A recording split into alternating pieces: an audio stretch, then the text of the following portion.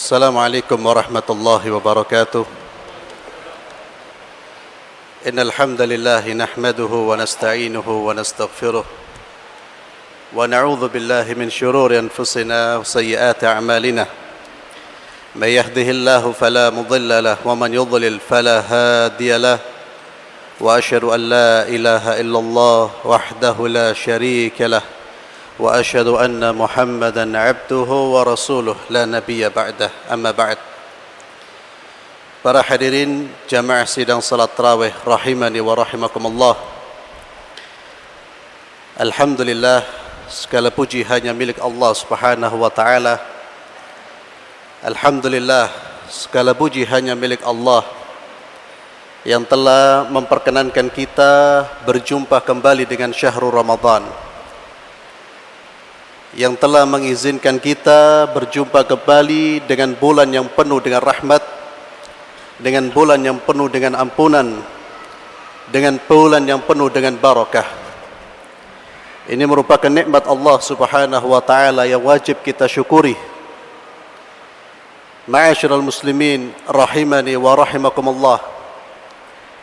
Kita sudah memahami bersama, kita sudah hafal betul bahwa bulan Ramadan ini merupakan bulan yang istimewa. Sering kita dengar, bahkan mungkin kita sudah hafal, dalam 30 hari Allah Subhanahu wa taala mencurahkan ampunan, rahmat dan barakahnya. Dan Allah berjanji bagi siapa-siapa yang bisa memaksimalkan ibadah, memaksimalkan ketaatan, memaksimalkan kesempatan di bulan Ramadan, Allah berjanji akan memberikan maghfirah, ampunan. Dan Allah akan memberikan predikat yang paling penting bagi seluruh umat manusia adalah predikat takwa kepada Allah Subhanahu wa taala. Ini adalah gelar tertinggi, gelar terbaik yang dimiliki oleh manusia. Kapan mereka akan memperoleh gelar takwa kepada Allah? Tatkala mampu memaksimalkan kesempatan yang Allah berikan di dalam bulan Ramadan ini. Ma'asyiral muslimin rahimani wa rahimakumullah.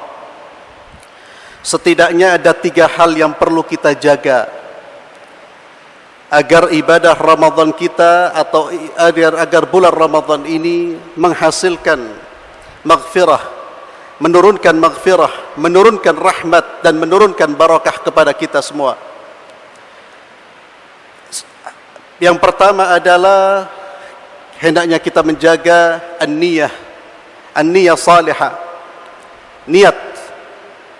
Niat beramal, niat berbuat, niat beraktivitas, semua kita niatkan karena Allah Subhanahu wa taala.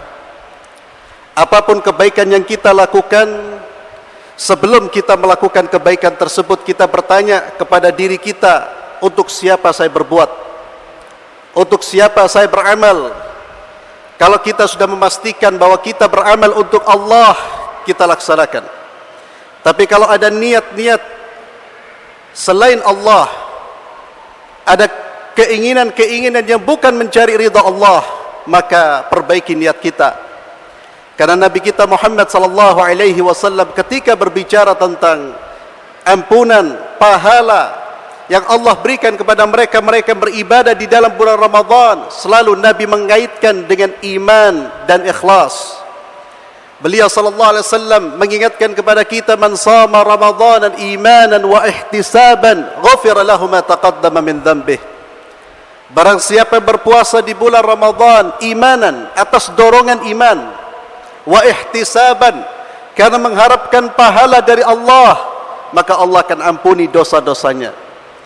Begitu pula ketika Nabi sallallahu alaihi wasallam berbicara tentang qiyamul lail, salat tarawih, salat malam, Nabi juga mengingatkan kepada kita niat. Man qama Ramadan imanan wa ihtisaban ghufira lahu ma taqaddama min dhanbih. Barang siapa yang melaksanakan ibadah, melaksanakan salat di dalam bulan Ramadan, iman syaratnya, atas dorongan iman, karena mengharapkan pahala dari Allah, ghufira lahu ma taqaddama min dhanbih, baru Allah akan memberikan ampunan.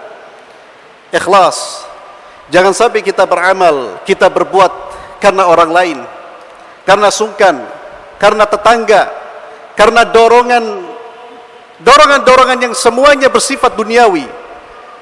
Mari kita perhatikan hati kita, keikhlasan kita. Tidak ada amal tanpa keikhlasan, tidak ada amal tanpa niat. Innamal a'malu binniyat wa innamal likulli imri'in ma nawa. Ini yang pertama yang perlu kita jaga, ma'asyiral muslimin, selama bulan Ramadan dan juga di luar bulan Ramadan. Yang kedua yang perlu kita jaga, ma'asyiral muslimin, adalah kewajiban-kewajiban. Dan tentu kita tambah dengan hal-hal yang sunnah. Jangan sampai di bulan Ramadan justru kita meninggalkan kewajiban. Jangan sampai di bulan Ramadan justru kita masih malas melaksanakan salat. Bahkan na'udzubillah meninggalkan salat. Lebih parah lagi ketika ada orang di bulan Ramadan meninggalkan salat dan meninggalkan puasa. Barang siapa yang di dalam bulan Ramadan tidak mampu menjalankan kewajiban-kewajiban, terlebih lagi di luar bulan Ramadan, dia akan jauh dari Allah Subhanahu wa taala. Karena di dalam bulan Ramadan ini Allah Subhanahu wa taala memberikan anugerah kepada kita berupa di mana iblis-iblis, syaitan-syaitan, pentolan-pentolannya diikat oleh Allah. Mereka tidak leluasa menggoda kita. Allah membiarkan diri kita dengan hawa nafsu kita. Allah memberikan keringanan. Allah membantu kita. Kalau dengan apa yang Allah berikan kepada kita, kita belum mampu mendekatkan diri kepada Allah, apalagi di luar bulan Ramadan. Menjaga kewajiban-kewajiban, ma'asyiral muslimin, terutama salat. Tidak ada manfaatnya puasa jika kita melalaikan salat. Tidak ada manfaatnya puasa jika kita tertidur dari salat subuh. Tidak ada manfaatnya puasa jika kita mengakhirkan waktu salat. Salat dan puasa merupakan ibadah yang termasuk rukun dari rukun-rukun Islam. Rukun itu ibarat tiang.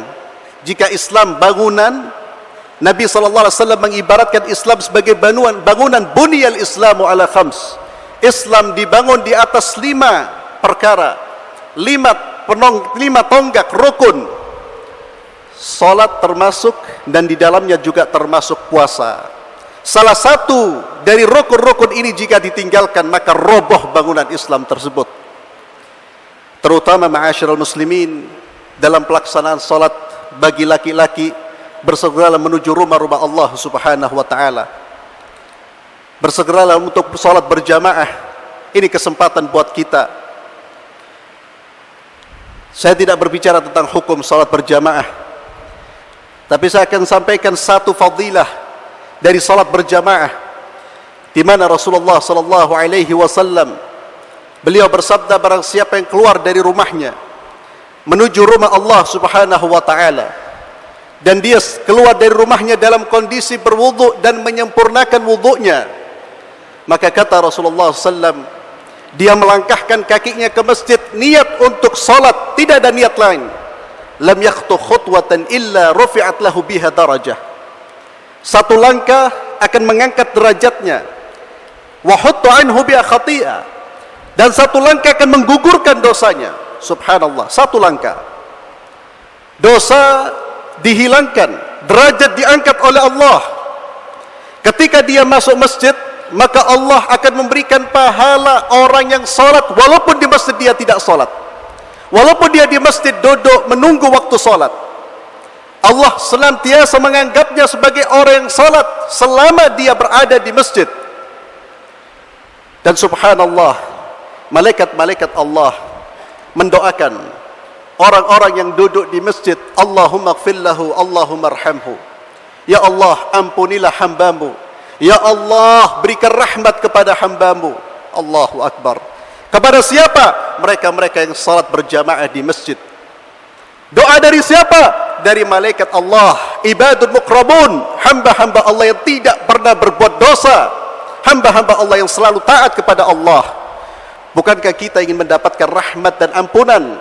Datang ke masjid, ma'asyiral muslimin. Dan inilah kesempatan bagi kita di bulan Ramadan. Kita biasakan diri kita untuk melaksanakan ibadah salat fil masjid. kewajiban-kewajiban, tambah dengan hal-hal yang sunnah ma'asyiral muslimin. Qiraatul Quran, membaca Al-Quran, salat tarawih, jangan kita tinggalkan. Jangan sampai kita hanya semangat melaksanakan salat di 10 hari pertama, di 10 hari terakhir kita tinggalkan salat tarawih. Padahal justru semakin akhir atau semakin dekat dengan bulan Syawal, justru pahala semakin besar. Justru di situ Rasulullah sallallahu alaihi wasallam semakin meningkatkan amal ibadahnya. Tapi kita lihat sebagian kaum muslimin justru di akhir-akhir bulan Ramadan mereka justru meninggalkan masjid. Mereka justru meninggalkan tadarus. Mereka beralih lebih senang berada di mal-mal daripada di dalam rumah-rumah Allah Subhanahu wa taala. Padahal justru saat-saat itu, hari-hari itu, tanggal-tanggal itu justru rahmat ampunan semakin deras turun kepada kita semua. Mari kita ingatkan keluarga kita. Bagi antum yang membutuhkan atau yang ingin belanja, segera selesaikan. Jangan sampai 10 hari terakhir kita manfaatkan untuk belanja. Padahal disitulah Nabi kita Muhammad sallallahu alaihi wasallam syadda mi'zarahu, beliau kencangkan kainnya, beliau fokus beribadah kepada Allah Subhanahu wa taala. Hal yang kedua, kita jaga kewajiban-kewajiban dan tambah dengan yang sunnah-sunnah. Dan yang ketiga, ma'asyiral muslimin, jauhkan diri kita, mari kita jaga diri kita dari hal-hal yang sia-sia, apalagi perbuatan dosa. Nabi kita Muhammad sallallahu alaihi wa ala alihi wasallam mengingatkan kita semua, man lam yada' qaula az-zur wal 'amala bihi wal jahla falaysa lillahi haja fi ay yada'a ta'amahu wa syarabahu, atau kama qala sallallahu alaihi wasallam. Barang siapa yang belum bisa meninggalkan qaul az-zur, perkataan palsu, perkataan dusta, perbuatan maksiat, tindakan-tindakan bodoh, tindakan-tindakan yang sia-sia, maka Allah tidak butuh puasanya. Allah tidak butuh dengan dia meninggalkan makan dan minumnya. Artinya apa? Nabi sallallahu alaihi wasallam mengingatkan kepada kita bahwa hakikat puasa tidak hanya sekedar menahan diri dari makan dan minum dan berhubungan suami istri, tapi hakikat puasa adalah mempuasakan diri dari segala macam hal yang dilarang oleh Allah Subhanahu wa taala. Kita mempuasakan diri kita dari hal-hal yang dimurkai oleh Allah Subhanahu wa taala. Ma'asyiral muslimin, kita hidup di zaman yang penuh dengan fitnah. Banyak hiburan, banyak sekali godaan, terutama televisi-televisi kita. Ingat ma'asyiral muslimin, itu adalah pertarungan. Allah ingin melihat siapa yang menang. Siapa yang menang? Diri kita atau hawa nafsu kita? Mampukah kita mengalahkan hawa nafsu kita? Nafsu yang mengajak kepada keburukan, nafsu yang mengajak kepada hal yang sia-sia. Allah ingin melihat kita di bulan Ramadan. Kalau di bulan ini kita tidak mampu mengalahkan hawa nafsu kita, jangan berharap kita mampu mengalahkan nafsu kita di luar bulan Ramadan. Waspadalah terhadap gangguan, waspadalah terhadap televisi-televisi di rumah-rumah kita. Waktu sahur ma'asyiral muslimin, waktu kita berdoa kepada Allah, waktu barakah. Jangan sampai kita habiskan untuk menonton bola. Kita digoda sekarang ada Piala Eropa. Masya Allah, Allah ingin melihat siapa yang lebih kita cintai, Allah ataukah mereka orang-orang kafir yang bermain bola tersebut. Siapa yang kita harapkan surga Allah, atau kita mengharapkan melihat tim-tim kita bermain. Allah ingin melihat siapa. Mari kita tunjukkan, mari kita tunjukkan di hadapan Allah bahwa kita pantas mendapatkan ampunan dari Allah. Kita tunjukkan di hadapan Allah bahwa kita pantas masuk ke dalam surgamu ya Allah. Saya pantas ya Allah. Tunjukkan. Karena mustahil dan tidak layak kita mohon surga kepada Allah, tapi kita tidak memantaskan diri di hadapan Allah bahwa kita termasuk ahlul jannah. Mari kita manfaatkan kesempatan yang telah Allah berikan di dalam bulan Ramadan ini. Mudah-mudahan khutbah yang singkat ini bermanfaat bagi kita semua. Kita tutup dengan doa kafaratul majlis. Subhanakallahumma wa bihamdik, asyhadu an la ilaha illa anta astaghfiruka wa atubu ilaik. Wassalamu alaikum warahmatullahi wabarakatuh.